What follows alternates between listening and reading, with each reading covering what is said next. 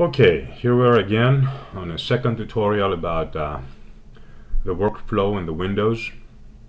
On the first one I explained how to arrange a window to look like mine with palettes and toolbars that are docked and they do not disappear after we use the tools. If you haven't watched that one and you have problems with that particular issue, watch the first tutorial, it's very helpful. Now in this tutorial we're going to be continuing on the conversation about the toolbars and the palettes. Now, here's what you see here. Even if you see the main tool palette, which is this one, probably the order of tools within the palette is not the same, and you can fix that.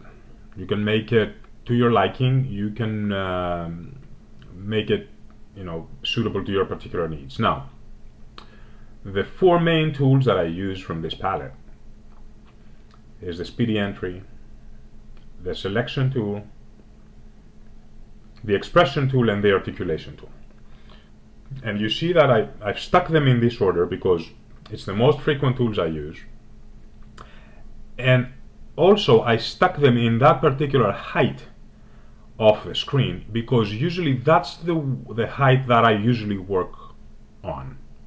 Okay, so let's say I'm working here. You see I'm not going to be putting notes down here, and I'm not going to be putting notes really up high here. I need to have the measure that I'm working with kind of 3/4 up or 2/3 up or even halfway through the screen. So here I'm dealing with the notes and everything is accessible just one little shift away, and these are my main tools. So this is a main tool to put a note in, and then this is the selection tool, and copy stuff around, and then you put some articulations. We put some expressions on them and then some articulations on them. So these are the most frequent tools I use, and I put them particularly on that specific height because this is usually the height on the screen that I work at, and I stack them up in that particular order. And again, I say most likely you're not going to be seeing the same order, but this is how we fix this. So you go to the window, as I explained in my previous tutorial, and after you have checked let's deal with the main tool palette. So you checked it, it showed up, you docked it. I explained that in my previous video. Now, for both palettes and toolbars, there is this extra submenu that says Customize Palettes, and the same for the toolbars. You see it down here, it says Customize Toolbars. Okay, so let's see what that does. So let's talk about the main tool palette. I'm going to the Customize and I choose it. So the same windows or palettes that you see up here, the same windows and palettes you can actually customize on their respective submenus. Okay. So this is the palette, main tool palette. I click it, and the customized toolbar is always going to look like this. It's always going to have two windows. The right hand window is going to display the tools that we do have and we do see on our toolbar, and in the order that we actually see them. Okay, so you see the staff tool first, key signature tool first, second. So this is exactly the order that we have them. The left hand tool shows the tools that we could be adding in our toolbar. Okay, and so you see the add button. I can click on this and add it, or I can click on this and remove it. Okay, so the way this works is, for example, you click the page layout tool. There is no apply button here. The minute you click remove, you saw it, it disappeared, it's gone. Okay, you click it, you add it. The minute you add it, it shows up. It's as simple as that. Now, once you are on this, you probably have these move up and down buttons that are grayed out. And but once you click on a tool, let's say the clef tool, whatever, the time signature tool, you see those now become alive and says move up or move down. And this way you can actually rearrange the order, the stacking order of the tools. So for example, and I said again, there's no this is a real-time thing. It's no apply button or anything. The minute you move it up, you see it now. It moved up. You know, if I click it and I move it down, immediately it occurs, and you can see it, and you can customize your palette the way you want it. Okay, so this is a nice stacking order for me. The same principle works for every tool and every palette. So just as a review, you can rearrange and stack up all those little tools the way you want them. Sometimes you want tools to be left out.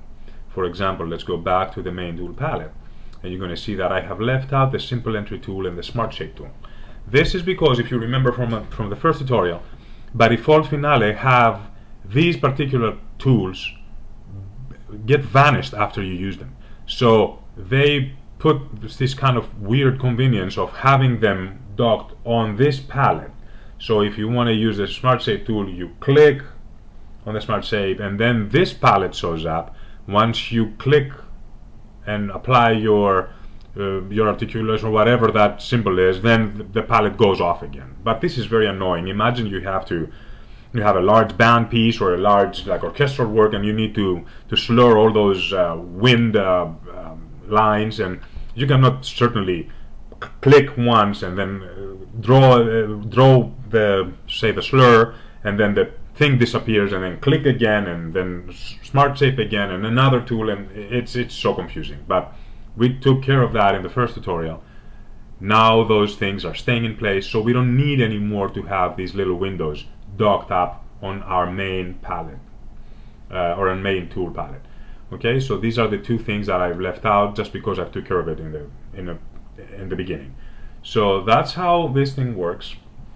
Again, let's see another example. Toolbars.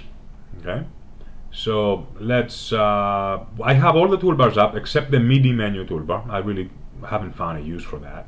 But you can customize again, as everything you see here. You can customize it. So let's go to the view percent toolbar, for example.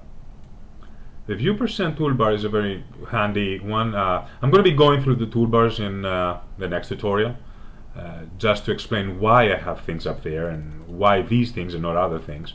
So again, as you see, everything you see on the toolbar itself, you see here on the right hand. It's the same thing, and you can add the 400%, for example. Again, there's no apply. The minute I put it in, it shows up on the side. Okay, you can apply the last size, although seems to be very useful.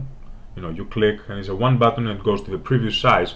But there is a shortcut for that you don't even need to go through that tool. There's a double click of the mouse that does that pretty easy. Okay, so I'm going to take out the last size. I'm going to take out the 400%. So you see, again, I have this functional toolbar that fits, and it's customizable to my preference. If you don't want the 75%, kick it off.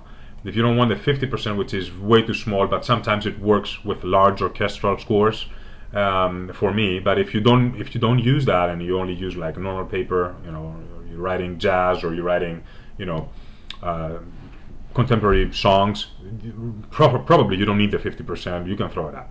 Okay, so this was the second tutorial. I hope you enjoyed it. I hope it helps. And as I said again, if you have some particular question, send me an email, subscribe, and I will do my best to have the tutorial as fast as I can.